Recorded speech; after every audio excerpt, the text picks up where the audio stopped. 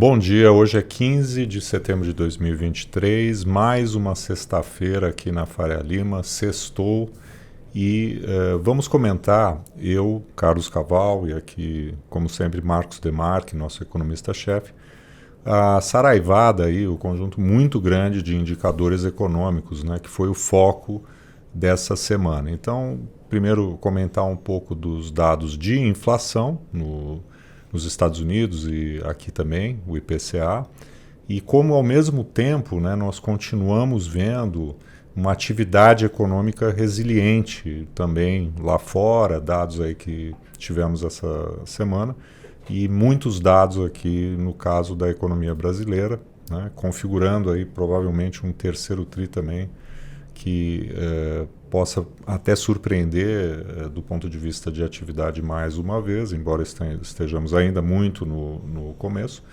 E, por fim, tecer as considerações que isso gera do ponto de vista da política monetária prospectiva. Semana que vem, uma semana super forte aí com Fed, Copom. Também tivemos essa semana a decisão do ECB. Então vamos começar, Marcos, vamos falar primeiro da inflação, né? O que a gente teve aí de importante, Estados Unidos e aqui o IPCA. Como é que foram os dados aí? Claro, bom dia. Bom, primeiramente, falar da inflação americana, né, referente ao mês de agosto. A inflação cheia, né, que a inflação, o índice total acabou vindo em linha com o esperado, nenhuma surpresa, 0,6 na variação mês contra mês, né? Um impacto muito grande dos preços de energia. Os preços de energia subiram mais de 5% na inflação americana de agosto, né? Então, essa alta que a gente tem visto aí no petróleo, especialmente, chegando para o consumidor final, e provavelmente teremos mais altas nesse item no mês de setembro, quando tivermos os dados em mãos, né? Mas o núcleo, né, aquilo que no final das contas o Banco Central americano está olhando mais de perto, veio um pouquinho mais pressionado. O mercado esperava uma alta de 0,22% no mês contra mês, veio 0,28%, né, veio um pouquinho mais forte. Mas quando você abre os dados, acho que o interessante é que você não tem nenhum grande sinal de repique nos diversos itens importantes aí do núcleo de inflação nos Estados Unidos, né?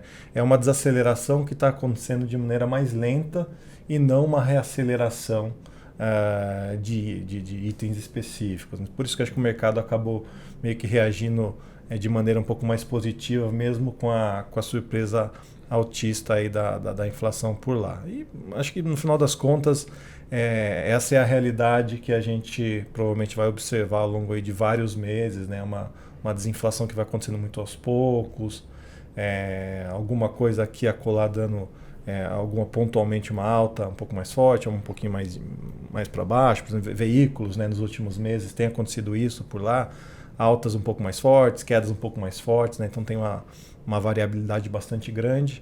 E acho que é isso que a gente vai continuar vendo. E uma curiosidade aqui, Marcos, que você apontou é que parece que lá eles estão começando a olhar a inflação também na segunda casa decimal. Né?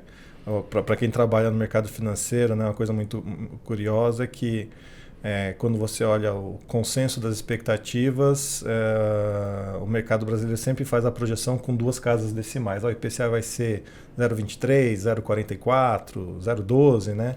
E nos Estados Unidos era sempre só com uma casa decimal, 0,2, 0,3 a expectativa, e hoje você já começa a colher, né, respostas das pessoas pesquisadas dando a segunda casa depois da vírgula. Né? Sinal dos tempos. Sinal dos tempos. Né? A inflação não era algo tão preocupante nos dava últimos 15 anos. Dava para arredondar. Né? Exatamente. Agora não está acontecendo isso mais por lá. Quer dizer, já tem gente olhando um pouquinho com mais detalhes. Né? E aqui no Brasil também, né? A inflação IPCA surpreendeu positivamente. Né? A alta veio para o mês de agosto, o número fechado, o mercado esperava 0,28, veio 0,23. Né? Então é um pouquinho mais baixo, mas mais importante do que isso, né, são os detalhes, né, a parte qualitativa do número. A média dos núcleos de inflação ficou em 0,28%, que era mais ou menos o consenso de mercado, aí não teve nenhuma surpresa, né? Mas só lembrando, né, que como a gente ainda está tendo uma volta dos preços de automóveis, né, que tiveram descontos aí por conta do subsídio alguns meses atrás, os preços de automóveis acabam entrando no núcleo de inflação no Brasil. Então, por isso que nesses últimos 2 meses, a gente tem olhado mais a inflação de serviços, né? E essa sim veio bastante baixa, veio 0,14%, né? A inflação de serviços subjacentes. O mercado estava com 0,20 mais ou menos, né? Então foi um pouquinho mais baixo. A menor leitura desse índice em 2 anos e meio, né? Então, de fato, surpreende, né, Caval, por conta do mercado de trabalho, né? Assim, o normal, né? O que a gente tem de tradicional é desemprego muito baixo, que é o que a gente está vendo no Brasil. Normalmente casa com uma inflação de serviços mais pressionada, não é o que a gente está vendo. É bem curioso isso, né? E até à luz de uma observação que você havia feito, né? De que vínhamos já há muito tempo, né? Já cansamos de falar da dificuldade da desinflação em serviços, exatamente pelos motivos que você acabou de mencionar, mercado de trabalho, e ao mesmo tempo a inflação de bens já controlada, enfim, com normalização de oferta, demanda menor, mas que agora no Brasil, incrivelmente, a coisa se inverteu, né? A gente está com uma maior dificuldade nos últimos meses na desinflação de bens, né? Óbvio que tirando esse efeito temporário do automóvel, que aliás, né, voltou a pressionar os índices, né? A questão relativa de bens e serviços parece que mudou de novo, né? Assim, se a gente pegar os principais países lá fora, Estados Unidos, Europa, Inglaterra, Japão, o que a gente tem é uma desinflação rápida, né, que aconteceu aí nos últimos meses na parte de bens, né, por conta da normalização das cadeias, queda das commodities, e a desinflação de serviços acontecendo um pouco de maneira mais lenta. E aqui no Brasil, quando a gente olha a inflação de serviços, ela está rodando nos últimos 12 meses em 5,5%, e a inflação de bens em 6,5%. A inflação de bens aqui no Brasil está tendo uma dificuldade maior em desacelerar do que a parte de serviços, o que surpreende à luz, né, do mercado de trabalho ainda muito robusto. E inclusive do lado da inflação de bens, né, isso sempre tem uma ligação maior com a taxa de câmbio, né, que nesse ano se apreciou. Né? Então não temos aí, do ponto de vista da inflação de bens, sequer uma correlação aí com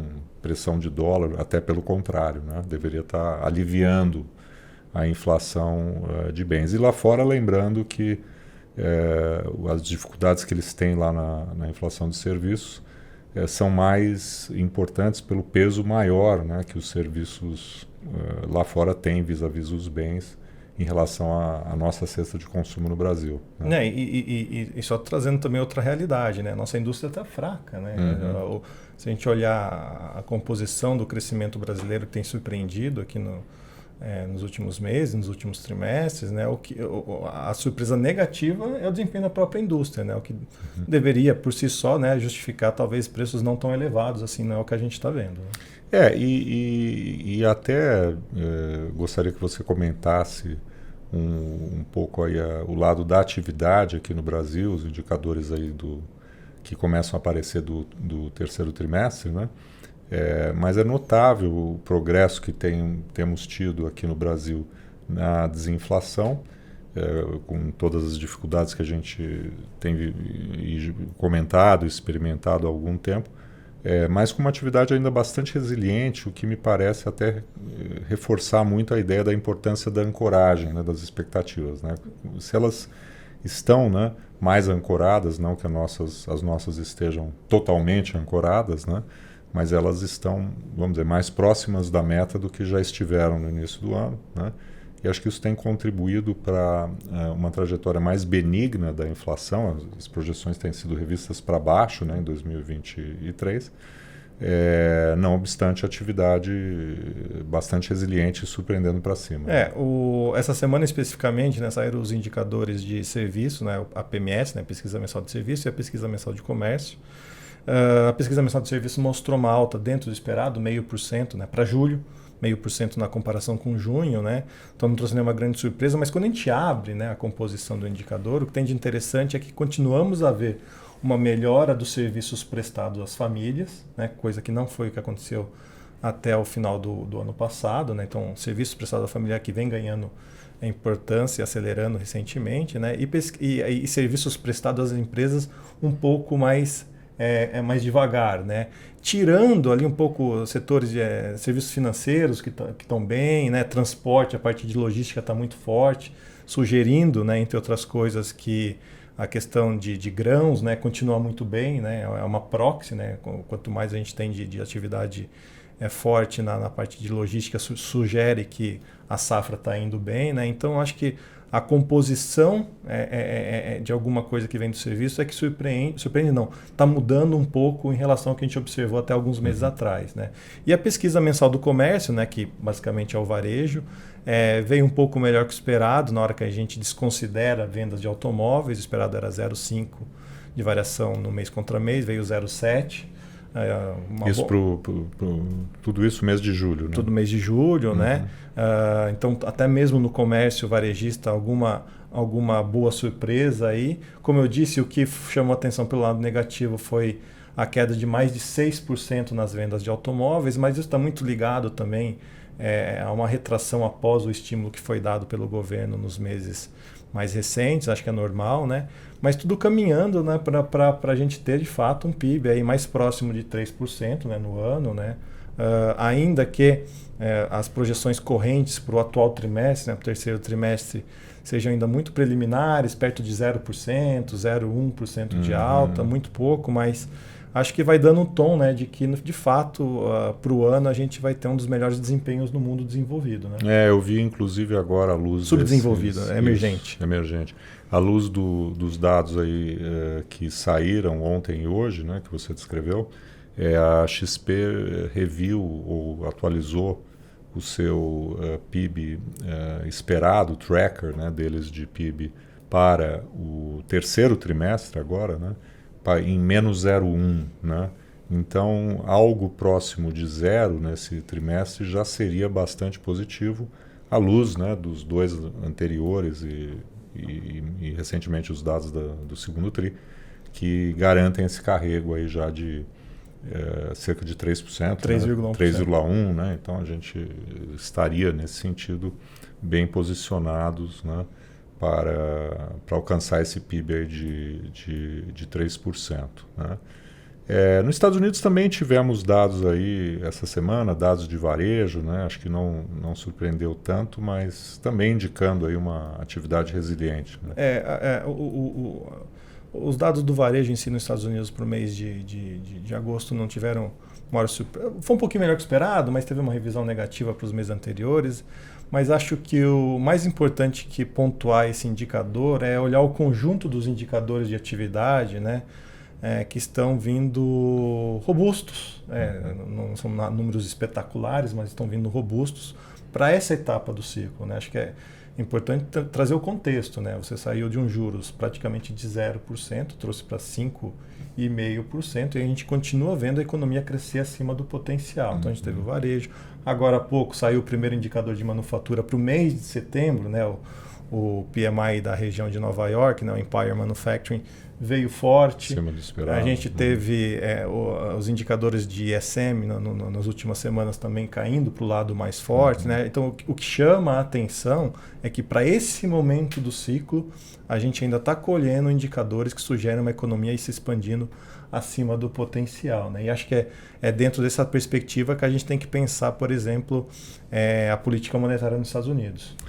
Perfeito. Então vamos concluir então com o lado da política monetária, começando pelo próprio ECB, né, que teve a decisão aí, de certa forma, surpreendente essa semana, e aí jogar prospectivamente aí para o Fed e para o Copom da semana que vem. Sim, como você mesmo disse, né, a reunião do Banco Central Europeu, né, o ECB, surpreendeu com uma alta de 25 pontos base. Não foi uma grande surpresa, né? Quando a gente olha ali a pesquisa entre os economistas, havia uma divisão ali 60%, 65% esperando manutenção, a outra parte esperando a alta, que de fato se concretizou, né? Mas o que chamou a atenção é que aconteceu aquilo que os economistas, né, chamam de... Foi uma alta de juros dove, né? Foi uma alta de juros, mas com uma sinalização muito clara né, da presidente Christine Lagarde, né, de que provavelmente acabou. Né, o ciclo estaria encerrado. Né, ela usou, diante daquilo que a gente tem de conhecimento hoje, não precisaremos mais subir o juro. É mais uma questão de por quanto tempo teremos que manter os juros nesse patamar para assegurar a convergência da inflação para a meta. Aí lá sim, né, a gente tem tido aí sinais de enfraquecimento da economia na margem, né? Quer dizer, ao contrário do que a gente vinha, né, conversando aqui de Brasil e US, né? Ali, de fato, parece que tem um impacto maior na atividade. Sim, né? As surpresas negativas com os indicadores de atividade foram verdade praticamente nos últimos 2 meses, né? Especialmente os PMIs, né? Que são os principais indicadores, os principais balizadores de atividade que a gente tem por lá, e são muito correlacionados com o PIB, vieram mais fracos. Né? E mesmo assim, né, na entrevista coletiva do ECB ontem, né, a Christine Lagarde disse, a nossa preocupação é a inflação. A inflação causa um mal, né, para as famílias no médio e longo prazo muito maior do que essa desaceleração econômica que a gente está vendo. Então, o ECB foi bastante duro nesse sentido, né? Mas duro não no sentido de que vai precisar subir mais os juros, mas mantê-los por um período prolongado mais estendido no tempo. Aí. E tem o Fed, né, como você disse, né, junto com o Banco Central Brasileiro na semana que vem. E aqui acho que o que continua muito na cabeça dos economistas, dos analistas, é a história do pouso suave. Né? Se a economia americana está de fato caminhando nessa direção. E acho que o Fed ele vai, a partir de agora, não que eles não estivessem fazendo isso antes, mas agora é muito mais importante para ele calibrar, né, ali, fazer o ajuste fino da política monetária, pensando em como que eu consigo fazer a economia desacelerar, a inflação desacelerar, sem que isso gere inflija muita dor à economia, né? Especialmente pelo lado do desemprego, né? Que subiu um pouquinho no último mês, nada dramático, mas subiu. Tem conseguido, né, até o momento parece ser bem sucedido nessa condução aí da política monetária, e a gente tem que ver, né, qual vai ser o sinal semana que vem, e principalmente coisas pontuais que caem em algumas reuniões. Por exemplo, a semana que vem o Banco Central americano ele vai divulgar as novas projeções econômicas. Provavelmente ele vai ter que dobrar quase a projeção de PIB do ano. Ele estava com PIB de 1%. Claramente a gente está vendo indicadores que apontam um PIB mais perto de 2%.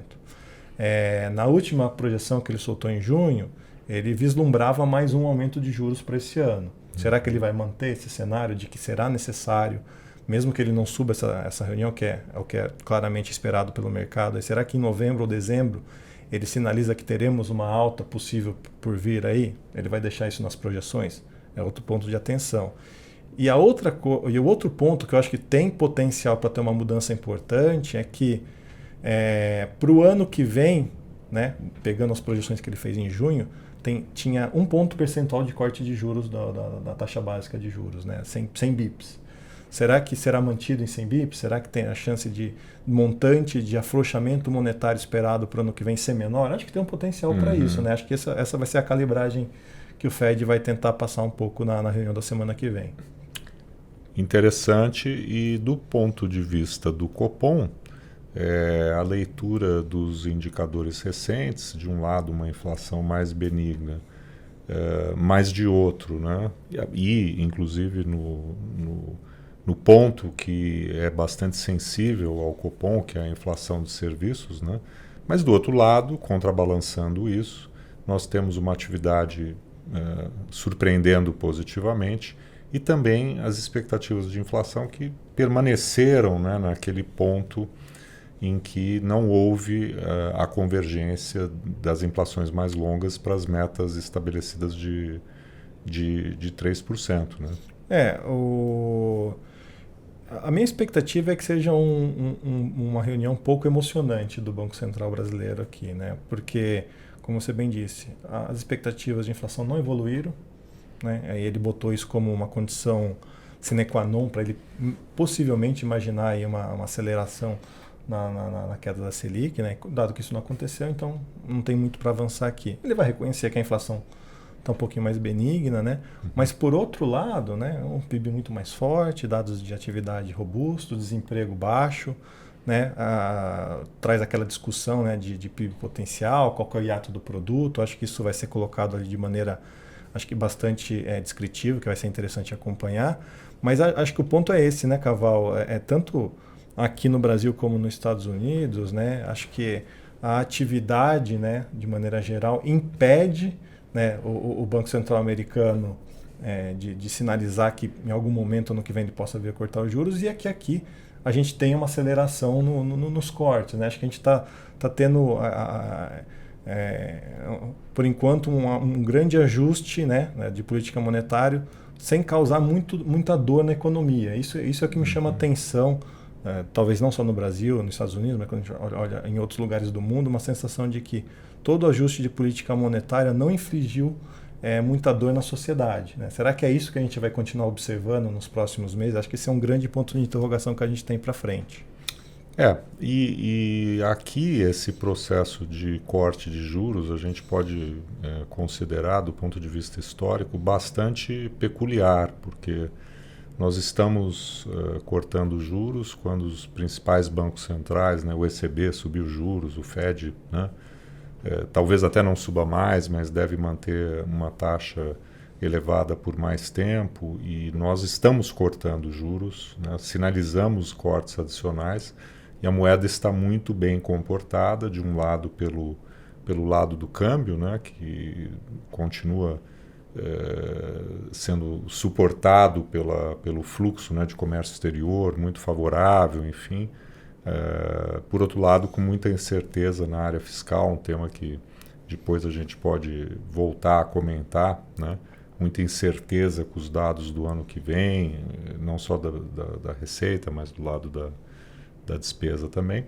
Mas comentário final que eu queria fazer é que, com isso tudo, né, a gente tem tido um comportamento aí, do ponto de vista de ativos, bastante peculiar, né? Quer dizer, a gente tem lá fora juros muito elevados, né, os juros longos, né, que tem, inclusive, sob a nossa ótica, dado bastante oportunidade, né, para os investidores. E as bolsas, por outro lado, elas não ganham tração, mas também, né, mantém-se, né, num patamar aí relativamente elevado nesse contexto, porque temos uma atividade no final bastante positiva. E aqui também, né, nós voltamos a ter uma melhora, né, dos ativos de risco, né, a moeda se apreciou, a bolsa subiu, nesse quadro que comporta alguma incerteza do lado fiscal e claramente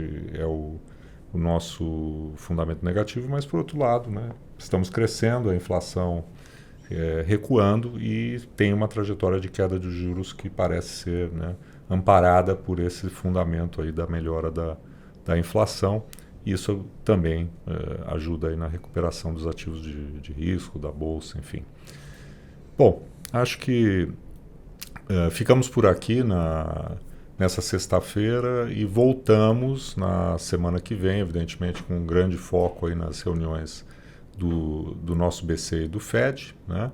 E muito obrigado aí mais uma vez a todas e todos que nos assistiram. Uma boa tarde e um bom final de semana. Boa tarde.